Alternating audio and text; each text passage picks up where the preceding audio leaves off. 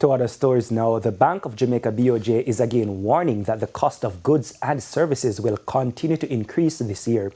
BOJ Governor Richard Biles gave the update when he appeared before the Standing Finance Committee of Parliament on Wednesday. Details in this report from Andrea Chisholm. A quick chat with individuals in almost every sector will reveal one common theme.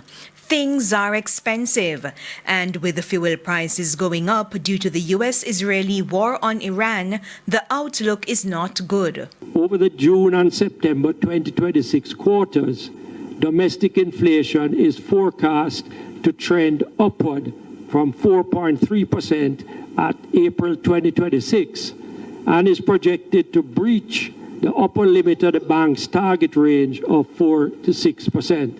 Main factors? The risk to inflation forecasts are skewed towards inflation being higher than projected. The main upside risk is a more extended conflict in the Middle East, resulting in continued international commodity prices being high and their subsequent impact on domestic prices.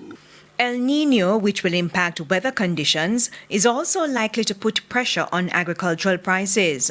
Post-hurricane reconstruction activities and transportation costs will also send up prices.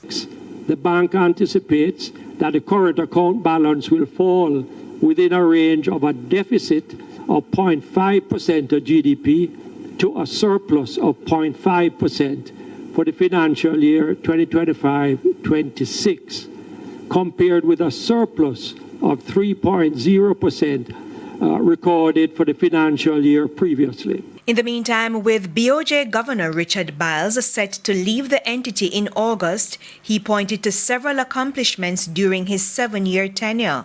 For example, new banknotes, an increase in Jamaica's net international reserves, and financial sector stability.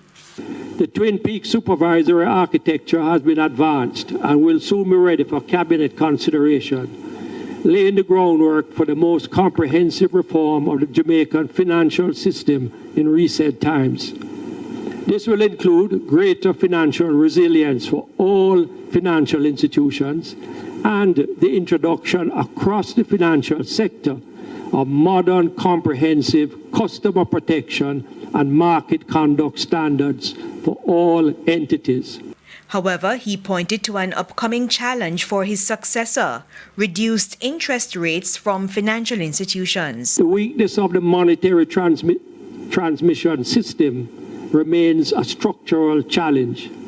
In a banking system as concentrated as ours, the pass-through of monetary policy signals to credit and lending rates is constrained. This will not resolve itself quickly, and it is a challenge the next governor will have to tackle.